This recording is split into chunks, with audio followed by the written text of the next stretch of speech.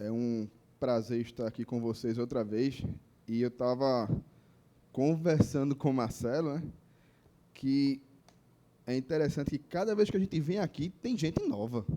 Eu- e dessa vez foi logo no começo, quando eu cheguei, irmã, bem-vindo. Irmão, bem-vindo. Obrigado. Né? E é muito bom chegar e ver que a igreja do Senhor ela está crescendo, né? Acho que daqui a pouco a gente vai se preparar para arrumar mais espaço, não sei aonde, para colocar mais 50 cadeiras aqui, mais 100 cadeiras aqui. E isso é uma prova que o reino do Senhor está se expandindo através da igreja dele, através do seu povo.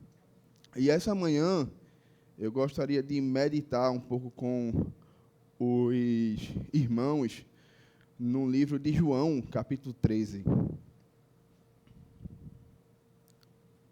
João, capítulo 13, nós vamos meditar do versículo 33 ao versículo 35.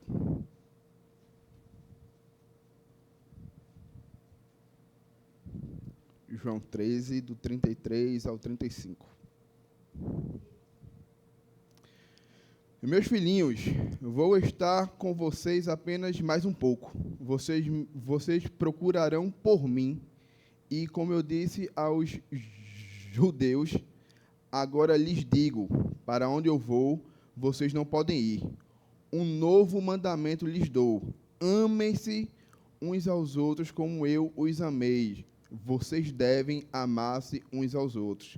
Com isso, todos saberão que vocês são meus discípulos, se vocês se amarem uns aos outros.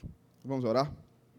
Senhor nosso Deus e Pai, nós te agradecemos, Senhor, por chegarmos aqui, ver a tua casa, Pai, ver o teu povo, Pai, encontrar com cada um, Pai, encontrar com pessoas novas, Senhor, e te pedimos, Senhor, que cada palavra que possa ser dita aqui, Pai, seja dita única e exclusivamente para a tua honra e a tua glória, Pai. Que nós possamos entender aquilo que o Senhor tem para as nossas vidas hoje e a começar em mim. Nos abençoa, Senhor, em nome de Jesus Cristo. Amém. Irmãos, eu queria conversar com vocês essa manhã sobre a marca de um verdadeiro discípulo do Senhor, a qual Jesus fala e ele expressa aqui de uma maneira clara e enfática. É interessante que quando a gente vai estudar o capítulo 13, a gente entende que há uma transição da vida ministerial de Jesus Cristo, do público para o privado. E a gente entende aqui que a partir desse momento, do capítulo 13 até o capítulo 21, Jesus Cristo agora ele não fala mais para o povo. Jesus Cristo ele não fala mais para o grande público. Ele para e recolhe-se aqueles que são mais íntimos. E é interessante que, se a gente olhar um pouquinho para o início do capítulo 13, nós vamos entender que Jesus Cristo ele estava munido de algumas informações, dentre as quais a mais relevante para o momento é que ele sabia que a sua hora estava chegada. Então, imagina só, você tem a grande informação que você vai morrer. Como a gente diz no interior, você tem a informação que você vai papocar. Do que é que você escolheria falar com os seus? Do que é que você falaria? Talvez igual a Cristo, você chamaria os mais próximos, aqueles que você traz consigo no peito, para falar daquilo que seria mais importante para você durante a sua vida. Jesus Cristo, ele sabia que ele ia para o Pai, voltaria para o céu. Então, ele decide fortalecer no seu povo aquilo que deveria ser a marca que identificaria eles como seus seguidores. seguidores. Porque é interessante aqui, quando Jesus Cristo estava na terra, todo mundo sabia que aqueles homens eram discípulos de Cristo. Por quê? Eles eram identificados pelo seu mestre, né? Se eu ando com o pastor Marcelo, todos vocês sabem que eu sou amigo dele porque eu estou andando com um pastor. Mas, quando eu vou para a minha casa, em Igaraçu, as pessoas só vão saber que eu sou amigo dele, dependendo da minha postura com relação a ele, uma vez que eu estou longe. E Jesus Cristo queria tratar, fortalecer no seu povo justamente a postura que eles deveriam ter de agora por diante. E é interessante é que Jesus, ele trata de amor.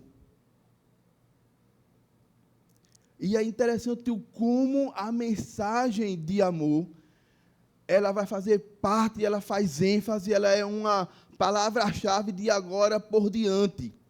Porque do capítulo 13 até o capítulo 21, a palavra amor e os seus relatos aparecem 44 vezes no texto. Então, significa que Jesus Cristo estava dando uma ênfase realmente a que o seu povo deveria basear a sua identidade de discípulos no amor a qual ele estava se referindo. E é interessante, irmãos, que Jesus Cristo ele é direto. Ele não faz arrodeios. Ele diz, olha, assim como eu disse para os judeus, e aí ele está falando do episódio da festa das cabanas, onde ele disse que ele iria e o pessoal não poderia ir com ele. Agora ele está falando para os seus. Assim como eu disse para aquele povo, eu digo para vocês agora, eu estou indo embora. E para onde eu vou, vocês não podem ir. E eu fico imaginando a expressão na face daqueles homens, e talvez por isso Jesus Cristo traz uma palavra de afago. Aí ele diz, filhinhos, com base nisso eu lhes dou um novo mandamento. Meus irmãos, vejam só, Cristo ele é específico, ele é direto. E isso traz para a gente uma importância que nós devemos entender, que nós devemos aproveitar o tempo que nós temos para ter relacionamentos redentivos. É interessante que muitas vezes a gente perde tanto tempo com pessoas à nossa volta, mas a gente dificilmente fala do Senhor. E é mais interessante ainda que parece que quanto mais íntimo a pessoa é, mais difícil se torna ainda da gente falar do amor de Deus. Talvez porque as pessoas mais íntimas nos conheçam demasiadamente. Mas, meus irmãos, nós devemos aproveitar todo o tempo que nos é dado. A Bíblia diz que nós devemos falar de Cristo a tempo e fora de tempo. Aí tem muita gente que diz, mas certa vez uma pessoa disse, pregue, se preciso, fale. Aí eu pergunto para você, a gente vai pela Bíblia ou a gente vai pelo que alguém disse? Nós devemos ser tanto a palavra escrita, mas também a palavra falada. Porque é isso que o Senhor espera de nós, e nós temos o exemplo de Cristo. Ele vai direto. Ele diz, olha, eu preciso falar para vocês com urgência, porque eu estou indo embora. E, meus irmãos, nós não sabemos o dia de amanhã. E nós devemos viver como se Cristo voltasse daqui a alguns minutos. E se Jesus Cristo volta daqui a alguns minutos. A nossa preocupação, em especial, é falar dele para que o máximo de pessoas amadas possam ter conhecimento de que a salvação das suas almas depende do Senhor. E Cristo fala basicamente sobre isso. Eu lhes dou um novo mandamento.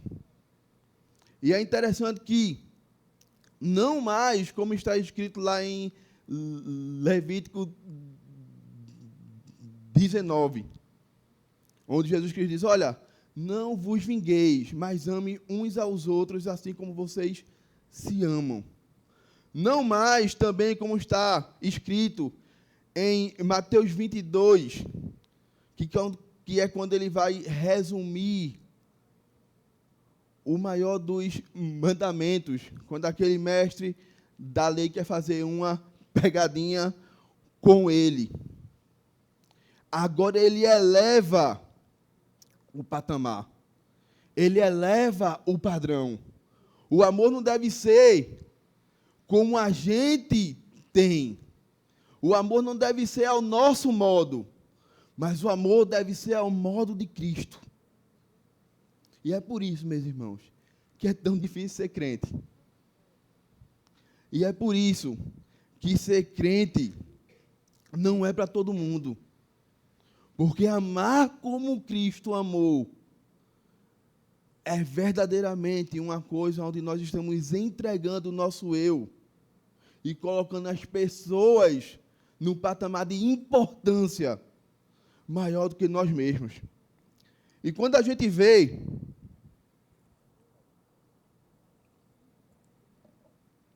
quando a gente olha para esse texto como um todo, o capítulo 13, do versículo 1 até agora, nós vamos ver algumas características do amor de Cristo. No versículo 1, João vai falar que, tendo amado os seus que estavam no mundo, amou-os até o fim. Então nós vemos que o amor de Cristo, ele é um amor constante. O amor de Cristo é um amor imutável.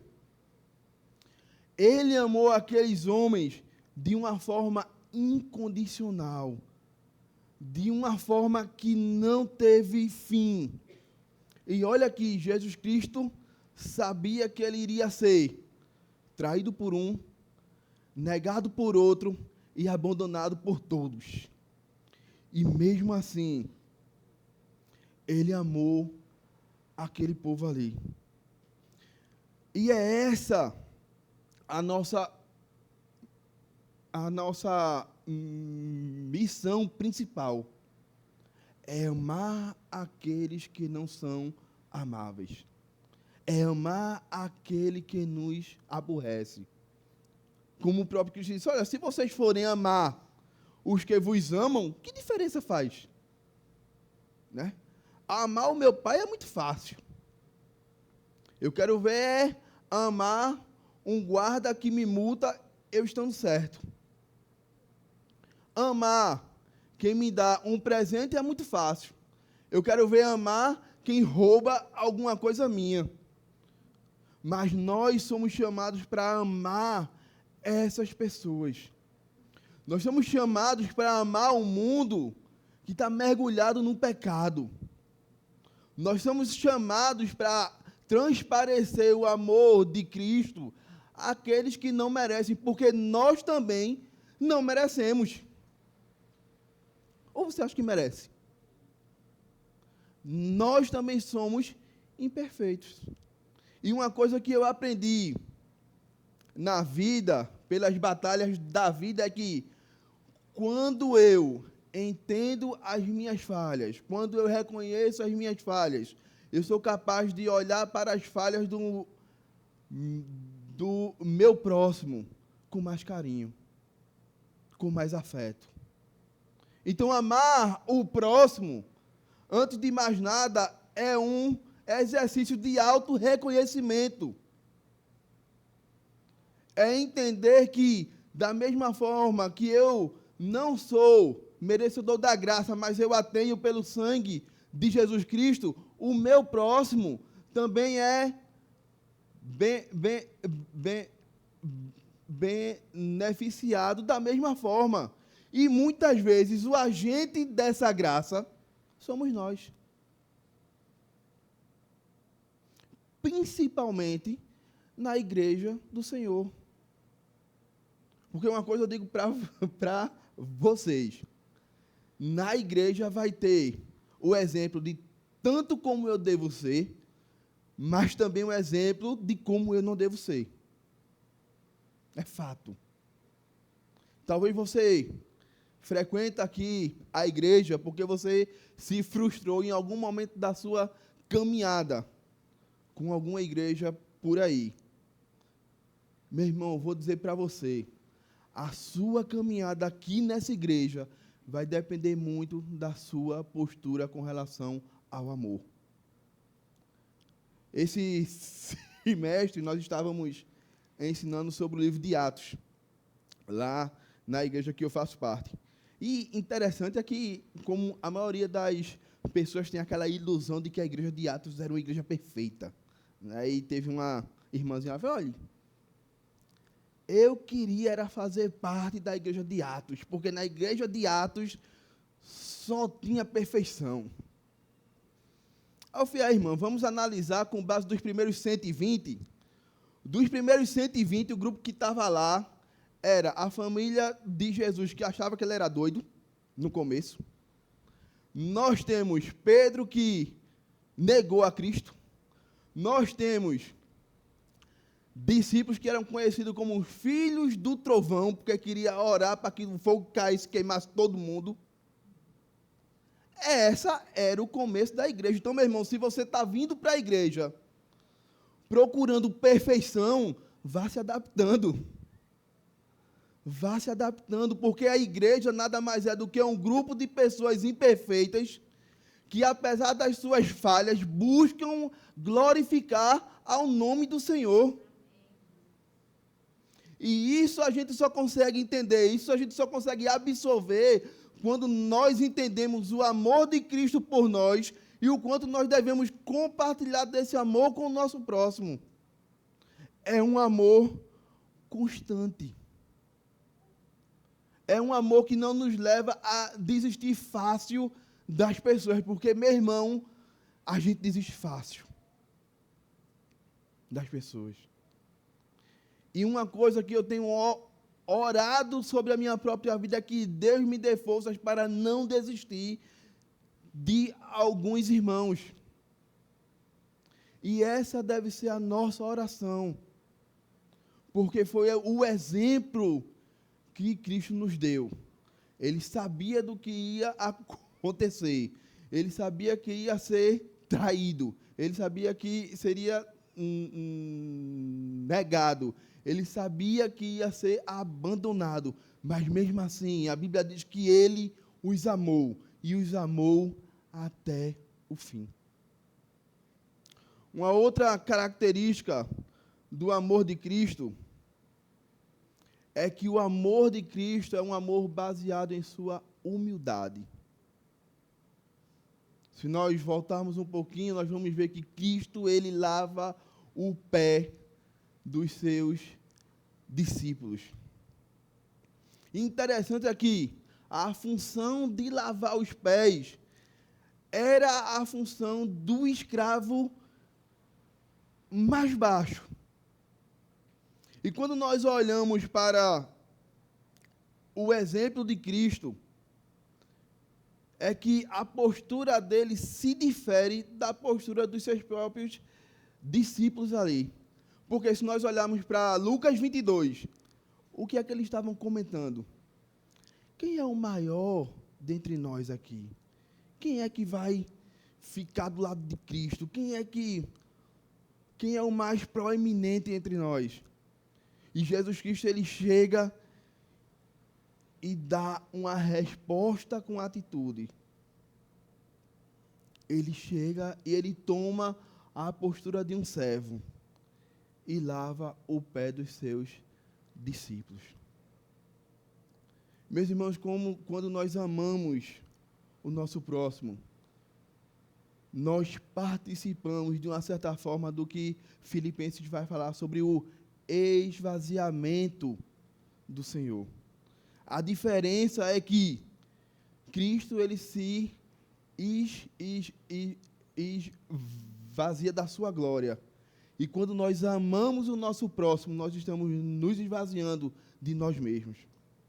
Colocando o nosso próximo numa situação onde as prioridades dele são mais importantes do que a nossa. Mas no mundo que a gente vive é tão difícil. No mundo que a gente vive, nós somos acostumados e treinados para competir e subir a escada, mesmo que a gente tenha que usar alguém como o próximo degrau da nossa vida. Interessante é que quando nós olhamos para o Evangelho, nós aprendemos sobre pessoas que abnegaram de sua própria vida em benefício de outros, em benefício de outras gerações. E é por isso que nós estamos aqui hoje. O nosso amor, ele deve ser baseado numa humildade, onde, quando as pessoas olharem para nós, elas possam identificar o Cristo como servo sofredor, em nossas mais simples atitudes. E é por isso que a gente deve ter todo o cuidado do mundo com essa necessidade que a gente tem de aparecer. É por isso que a gente deve ter todo o cuidado do mundo em entender que a nossa postura deve ser uma postura onde Cristo apareça em nós.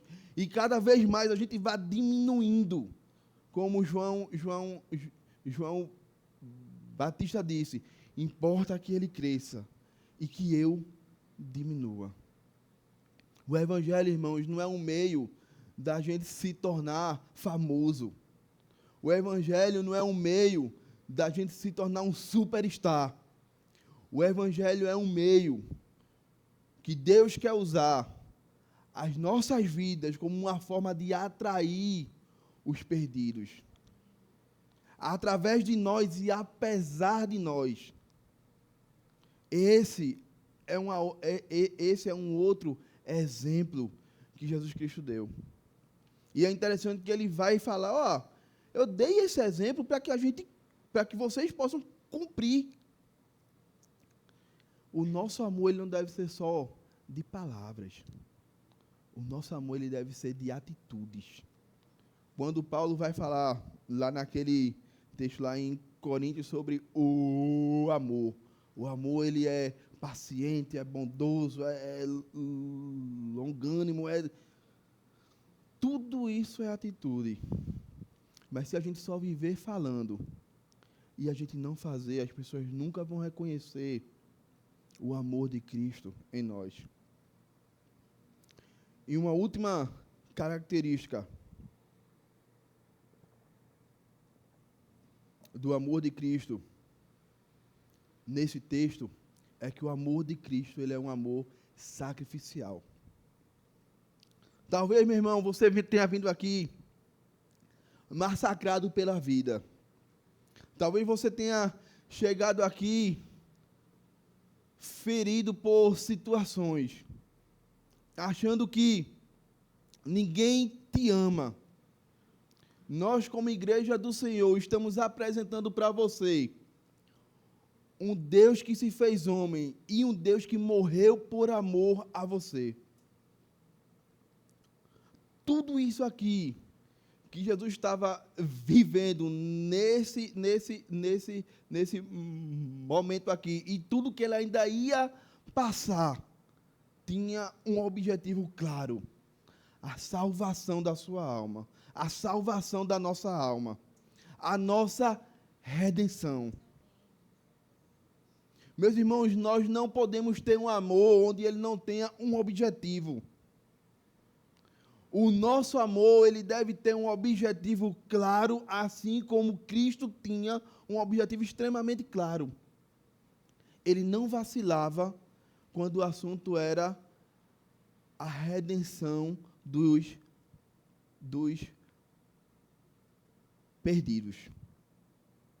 E é por isso que nós devemos conhecer bem o amor de Deus.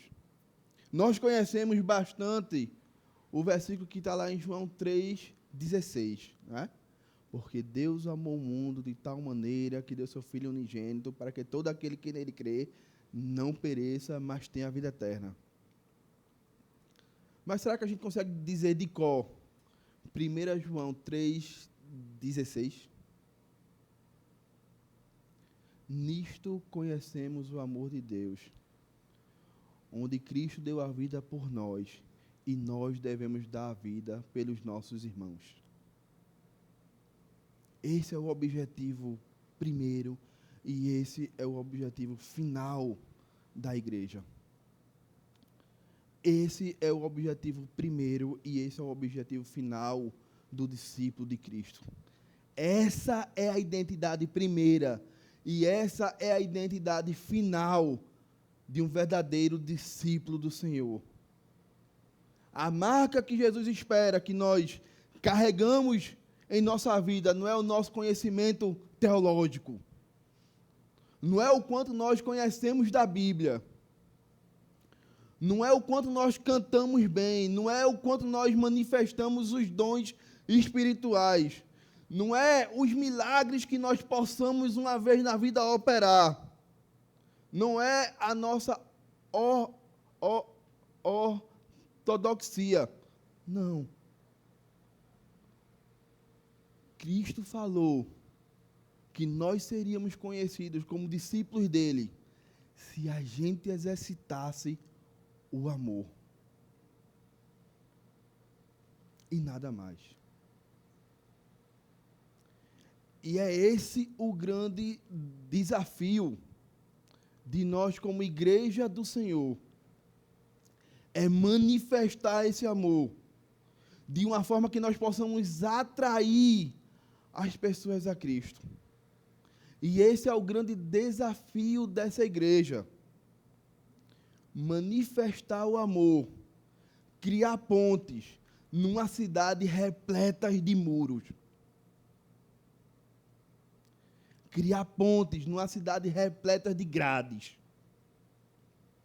E vocês têm uma dificuldade muito maior do que a que nós temos, né? Por morar longe. Eu moro no interior, Igaraçu. Então, imagina aqui, a gente chega lá, batendo palma para falar de Cristo, a pessoa já sai de casa. Aqui você chega em um prédio, a primeira coisa que você lida é com o porteiro. Se o porteiro estiver de bom humor, ótimo. Se não tiver, a dificuldade já está aí. Aí você entende a importância de você que já está dentro. Você foi chamado a viver esse amor dentro do seu prédio, dentro do seu apartamento, dentro do trabalho onde o Senhor lhe colocou. Você é um construtor de pontes. Você não é um construtor de paredes. É só através de pontes que as pessoas vão identificar o amor de Cristo, identificar a real mensagem do Senhor. Certa vez, um homem construtor, ele foi oferecer o seu trabalho pelo campo. E ele chegou num local onde tinha uma propriedade de um lado e uma propriedade do outro, cortada por um rio. E o homem que o contratou disse: olhe, eu quero que você construa de madeira o muro mais alto que você puder. Porque meu irmão mora do outro lado e eu não suporto. Eu não quero nem ver a cara dele. E aquele homem ficou olhando assim. Aí fez: está certo. Eu posso trabalhar à noite? Aí o rapaz olhou assim, achou estranho, mas eu quero serviço feito. Faça. E aquele homem passou uma noite inteira trabalhando. Quando foi na manhã que o dono da propriedade saiu, teve um choque. Porque em vez de um muro, existia uma ponte que ligava uma propriedade à outra. E aquele irmão que estava do outro lado, achando que esse irmão tinha mandado construir a ponte, num sinal de paz, ele já estava vindo, correndo pela ponte para encontrar seu irmão. E ele, quando viu seu irmão vindo, não teve outra atitude senão correr também e abraçá-lo. Essa é a missão da igreja do Senhor. Essa é a missão de um discípulo verdadeiro. De um discípulo que carrega a identidade, a marca do Senhor, que é o amor. O amor que tem constância, um amor que tem humildade e um amor que é sacrificial. O que nós devemos fazer, irmãos, constantemente, e é o que eu tenho feito, é orar ao Senhor para que Ele nos dê força, para que nós possamos realmente viver essa identidade, viver esse amor, que nós possamos realmente carregar as marcas de Cristo, dentre as quais o amor é a principal delas. Essa é a nossa identidade. Vamos orar? Senhor nosso Deus e Pai, Senhor, nós te agradecemos, Senhor, por a Tua palavra, Senhor. Nós te agradecemos, Senhor, pelo Teu Filho, porque Ele nos ensinou, Pai, que nós devemos amar ao nosso próximo. Não da forma que nós amamos, Senhor, a nós mesmos, não de uma forma egoísta, visando sempre aquilo que é melhor para a gente, mas uma forma que testifique o Teu amor.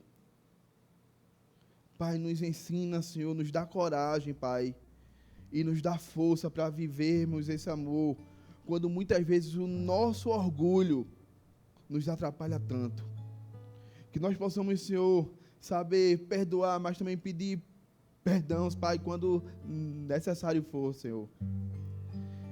E que assim como a Tua igreja, as pessoas que estão por trás de muros possam identificar o Teu amor e possam identificar a Tua casa como uma casa que constrói pontes, como uma casa da qual a identidade é o amor de Cristo, e o amor de Cristo aos perdidos, e o amor de Cristo em nosso meio, Pai. Sede conosco, Pai, fortifica o nosso ser, para que nós possamos viver a marca que é o Teu amor. Em nome de Jesus Cristo. Amém.